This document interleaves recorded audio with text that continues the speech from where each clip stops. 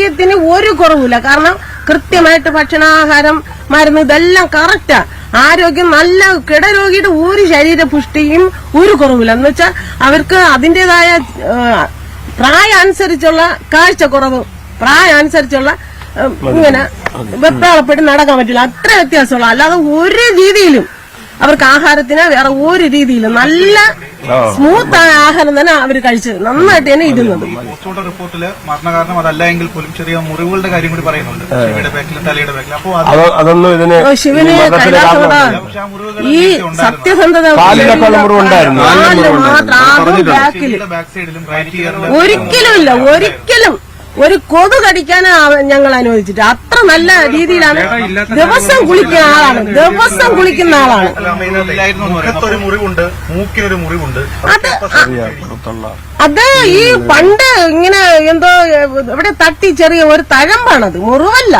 അത് എന്തോ ഈ ഒരിക്കലും ഇല്ല.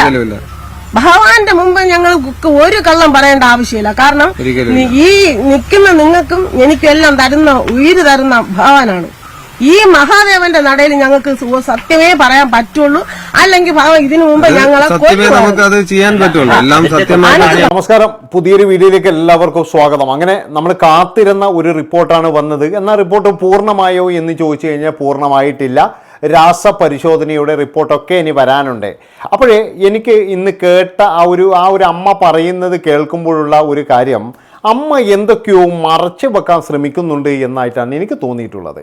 അതായത് ആ സ്ത്രീക്ക് എന്തൊക്കെയോ അറിയാം, പക്ഷെ ഒന്നും പറയരുത്, നിങ്ങളുടെ വായിൽ നിന്നും ഒന്നും വീഴരുത് എന്ന് ആരോ കൃത്യമായിട്ട് ക്ലാസ് കൊടുത്തതുപോലെയാണ് അമ്മ സംസാരിക്കുന്നത്.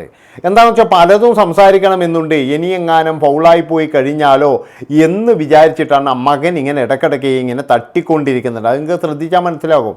അതായത് എന്തൊക്കെയോ വെളുപ്പിക്കാൻ വേണ്ടിയിട്ട്, എന്തൊക്കെയോ മറക്കാൻ വേണ്ടിയിട്ട് ഇവർ ശ്രമിക്കുന്നതായിട്ടാണ് എനിക്ക് തോന്നിയത്. അപ്പോൾ ഈ മരണകാരണം എന്ന് പറഞ്ഞു കഴിഞ്ഞാൽ ഇതൊന്നുമല്ല എന്ന് ഇപ്പോഴും പോസ്റ്റ്മോർട്ടം റിപ്പോർട്ടിലുണ്ട്. അതായത് ഈ തലക്ക് പാടുണ്ട്, അടിയേറ്റ പാടുണ്ട്, ചതവുണ്ട്, ഇതൊക്കെ ഉണ്ട്. പക്ഷേ ഈ ഒരു സ്വാമി, ഈ ഗോപൻ സ്വാമി എന്ന് പറയുന്ന വ്യക്തിക്ക് വീട്ടിൽ എന്താണ് സംഭവിച്ചത്, അതാണ് ഇനി അന്വേഷിക്കാനുള്ളത്. അതിന് വേണ്ടിയിട്ട് എന്ന് പറഞ്ഞാൽ ഈ അമ്മയെ നല്ല രീതിയിലൊന്ന് ചോദ്യം ചെയ്ത് കഴിഞ്ഞാൽ അമ്മ ചിലപ്പോൾ തത്ത പറയുന്നത് പോലെ പറയും, ഇത് ദൈവദോഷം ഉണ്ടാകും, ഇല്ലെങ്കിൽ ഗോപൻ സ്വാമി എഴുന്നേറ്റ് വന്നു കഴിഞ്ഞാൽ നിങ്ങളെ എല്ലാവരെയും തീർക്കും എന്നുള്ള തരത്തിലാണ് ഈ അമ്മയെ ആരോ ഭയപ്പെടുത്തിയിരിക്കുന്നത്. അതുകൊണ്ട് ഒരു കാരണവശാലും നിങ്ങൾ പറയരുത്, പുറത്ത് പറയരുത്, പറഞ്ഞു കഴിഞ്ഞാൽ നമ്മുടെ അച്ഛൻ്റെ ആത്മാവ് പൊറുക്കത്തില്ല എന്നൊക്കെ പറഞ്ഞ് ഇവരെ ആരോ ഭീഷണിപ്പെടുത്തിയിരിക്കുകയാണ്.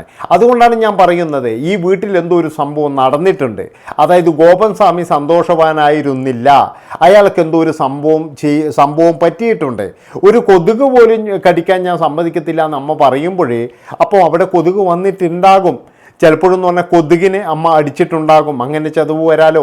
പിന്നെയെന്ന് പറയുന്നത് മരപ്പണിക്കാരനാണെന്ന് പറയുന്നു, അതുപോലെ മൂക്കിന് തയമ്പുള്ള ഒരാളാണെന്ന് പറയുന്നു, ആ ഒരു തയമ്പൊക്കെ പൊട്ടിയതാണെന്ന് പറയുന്നുണ്ട്. പിന്നെന്ന് പറഞ്ഞാൽ അധ്വാനിച്ച് ജീവിക്കുന്ന ഒരു വ്യക്തിയാണെന്ന് പറയുന്നുണ്ട്. ഇങ്ങനെയൊക്കെ അമ്മ പറയുന്നുണ്ട്. അതിനൊന്നും നമുക്ക് യാതൊരുവിധ തർക്കവുമില്ല. പക്ഷേ ഈ പത്രസമ്മേളനം കണ്ടപ്പോഴേ അരിയാഹാരം കഴിക്കുന്ന ആൾക്കാരെ, മറ്റേ തീട്ടം തിന്നുന്ന മറ്റേ ഇയാളെയൊന്നും നമുക്ക് അറിയില്ല, അരിയാഹാരം കഴിക്കുന്ന ആൾക്കാർക്ക്, നമ്മളൊക്കെ അരിയാഹാരം കഴിക്കുന്ന കുറച്ച് ആൾക്കാർ മാത്രമേ ഉള്ളൂ. പക്ഷേ കുറച്ച് ആൾക്കാർ എന്ന് പറഞ്ഞാൽ തീട്ടം നിന്ന് ജീവിക്കുന്നുണ്ട്. അവന്മാർക്ക് ചിലപ്പോഴെന്ന് പറഞ്ഞാൽ ഇത് ദഹിക്കുമായിരിക്കും. കാരണം എന്താ വെച്ചാൽ അവന്മാർക്കെന്ന് പറഞ്ഞാൽ ഇത് എങ്ങനെയെങ്കിലും ഒരു തീർത്ഥാടന കേന്ദ്രമാക്കണം എന്നുള്ളതാണ്. അതുകൊണ്ട് അവർക്ക് ഇത് ദഹിക്കും എന്നുള്ളതാണ്. പക്ഷേ മറ്റുള്ളവർക്കൊന്നും ഇത് ദഹിച്ചിട്ടില്ല. മറ്റുള്ളവർക്കൊക്കെ എന്ന് പറഞ്ഞു കഴിഞ്ഞാൽ ഇതിൻ്റെ അകത്ത് എന്തോ ഒരു പ്രശ്നമുണ്ടല്ലോ എന്നുള്ള ഒരു സംശയം ഇങ്ങനെ കൂടി വരികയാണ്. ഏതായാലും എനിക്കും അങ്ങനെ ഒരു സംശയമുണ്ട്. അതുകൊണ്ട് തന്നെ ഇവരെ ചോദ്യം ചെയ്യണം എന്നാണ് എനിക്ക് പറയാനുള്ളത്. അപ്പോൾ ഇനി ഗോപൻ സ്വാമീനെ വെച്ചിട്ട് പൈസ ഉണ്ടാക്കാനുള്ള പ്ലാൻ ആണോ എന്ന് ചോദിച്ചപ്പോൾ അവർ പറയുന്നൊരു കാര്യമുണ്ട്, ഗോപൻ സ്വാമിക്ക് വരുന്ന സംഭാവനയിൽ നിന്നും ഒരു രൂപ പോലും ഞങ്ങൾ എടുക്കത്തില്ല എന്ന്. അപ്പോൾ ലക്ഷ്യമെന്ന് പറഞ്ഞു കഴിഞ്ഞാൽ സംഭാവന തന്നെയാണ്. അതായത് അവിടെ വരുന്നവരെയും നല്ല രീതിയിൽ പൈസ കൊടുത്തു കഴിഞ്ഞാൽ ഇവിടെ വലിയ അമ്പലമുണ്ടാക്കാം എന്ന് ഇങ്ങനെയുള്ള ആൾക്കാർ എന്ത് ചെയ്യണം എന്ന് പറഞ്ഞു കഴിഞ്ഞാൽ ഈ അമ്പലത്തിനുള്ള പൈസയും കൂടി അവരെ കണ്ടുവെക്കണം. ഇതാണ് എനിക്ക് പറയാനുള്ളത്. അല്ലാതെ അതും സംഭാവനകൾ പ്രതീക്ഷിച്ച് ജനങ്ങളുടെ കാരുണ്യം പ്രതീക്ഷിച്ചിട്ടല്ല ചെയ്യേണ്ടത്. അപ്പോൾ ആരെങ്കിലും സംഭാവന കൊടുത്തു കഴിഞ്ഞാൽ ഒരിക്കലും ഞങ്ങൾ അത് എടുക്കത്തില്ല, ഞങ്ങൾ പണിക്ക് പോയി ജീവിക്കുമെന്നാണ് ഗോപൻ സ്വാമിയുടെ മക്കൾ പറയുന്നത്. അതിലൊന്നും നമുക്ക് എതിർപ്പോ കാര്യങ്ങളോ ഒന്നുമില്ല. എന്നാലും ഇവിടെ ഞങ്ങൾക്കൊരു അമ്പലം കെട്ടണം, ഇല്ലെങ്കിൽ ഒരു തീർത്ഥാടന കേന്ദ്രമാക്കണം എന്നുള്ള ഒരു പിടിവാശി ആ മക്കൾക്കുണ്ട് എന്നുള്ളതിൽ യാതൊരു സംശയവുമില്ല. അതായത് അവരിപ്പോൾ സമാധിയായാലും എന്തെന്നായാലും അവരാഘോഷിക്കുന്നതിന് നമുക്കൊരു കുഴപ്പമില്ല. പക്ഷേ നമ്മുടെ പരിഷ്കൃത സമൂഹത്തിന് ഇന്ന് ചേർന്നതാണോ ഇത്? ഇന്ന് എത്രമാത്രം ഈ സ്വാമിമാരാണ് നമ്മുടെ നാട്ടിലുള്ളത്? ഇനിയും ഇതുപോലെ കൂടിക്കൊണ്ടിരിക്കും, ഇനിയും ഇങ്ങനെ കൂടിക്കൊണ്ടിരിക്കും. അതായത് ഇപ്പോഴും ഇതൊരു എന്താ പറയേണ്ടത്, സമാധിയാണ്, ഇല്ലെങ്കിൽ ഇത് സമാധി സ്ഥലമാണ് എന്നൊക്കെ പറഞ്ഞു കഴിഞ്ഞാൽ ഇനിയും ഒരുപാട് സ്വാമിമാർ വരും, ഇനിയും ഒരുപാട് പേര് സമാധി ഇനിയും ഒരുപാട് പേരുടെ സമാധി നടക്കും എന്നാണ് എനിക്ക് പറയാനുള്ളത്. പിന്നെ സുരേഷ് ഗോപി പശുവിനെ വാങ്ങിച്ചു കൊടുക്കാമെന്ന് പറഞ്ഞിട്ടുണ്ട്. നമ്മുടെ സുരേഷ് ഗോപി അങ്ങനെയാണ്. പിന്നെ അദ്ദേഹം എന്ന് പറഞ്ഞു കഴിഞ്ഞാൽ എവിടെയൊക്കെ പ്രശ്നമുണ്ടോ അവിടെയൊക്കെ ഇടപെടും എന്നുള്ളതാണ്. അതായത് വേറെ ഒന്നും അയാൾ ചെയ്യത്തില്ല, ഇങ്ങനെ പശുവിനെയും അങ്ങനെയുള്ള കാര്യങ്ങളൊക്കെ വാങ്ങിച്ചു കൊടുക്കും. അതായത് ഈ അമ്മ കുറച്ച് നാൾ മുന്നേ ഒരു ഇൻ്റർവ്യൂവിൽ പറഞ്ഞൊരു കാര്യമുണ്ട്, ദാരിദ്ര്യം കൊണ്ട് എൻ്റെ പശുവിനെ വരെ വിൽക്കേണ്ടി വന്നു. അതായത് ഈ പിന്നെ കല്ലറി ഉണ്ടാക്കാനും മറ്റുള്ളതിനൊക്കെ എന്ന് പറഞ്ഞാൽ ഒരുപാട് പൈസ ചിലവുണ്ട്. ആ പൈസയിലും പിന്നെ ആര് തരാനാണ്? ഒരാൾ പോലും തന്നിട്ടില്ല. ഞാനങ്ങനെ എൻ്റെ 2 കറവ പശുവിനാണ്, ജേഴ്സി പശുവിനെയാണ് വിറ്റത്. ആ പൈസ കൊണ്ടാണ് ഇപ്പോഴും പൂജ നടക്കുന്നത് എന്നൊക്കെ അമ്മ പറഞ്ഞിരുന്നു. ഇതറിഞ്ഞിട്ടാണോ എന്നറിയില്ല. ഏതായാലും സുരേഷ് ഗോപി വന്നിട്ട് പറഞ്ഞു, ഞാനൊരു കാര്യം ചെയ്യാം, ഞാൻ 2 പശുക്കളെ തരാം എന്ന് സുരേഷ് ഗോപി പറഞ്ഞു എന്ന് പറയുന്നുണ്ട്. ഏതായാലും സുരേഷ് ഗോപി അത് കൊടുക്കട്ടെ. അപ്പോൾ സുരേഷ് ഗോപി ഏറ്റെടുത്ത് കഴിഞ്ഞാൽ പിന്നെ ഈ അമ്പലത്തിന് തിരിഞ്ഞു നോക്കേണ്ടി വരില്ല എന്നാണ് എനിക്ക് പറയാനുള്ളത്. കാരണം സുരേഷ് ഗോപി നല്ല രീതിയിൽ പൈസ കൊടുക്കുന്ന ഉറപ്പാണ്.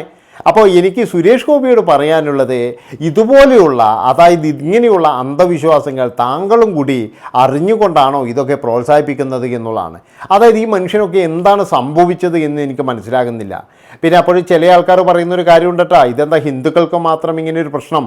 അതായത് ഹിന്ദുക്കളും ആരാധനാലയങ്ങൾ ഉണ്ടാകട്ടെ.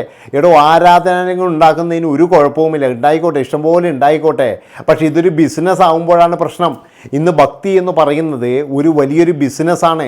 അതിലൂടെ എന്ന് പറഞ്ഞാൽ അന്ധവിശ്വാസങ്ങളും അനാചാരങ്ങളും ഇങ്ങനെ നമ്മുടെ ഈ സമൂഹത്തിലേക്ക് ഇങ്ങനെ സ്പ്രെഡ് ചെയ്തുകൊണ്ടിരിക്കുകയാണ്.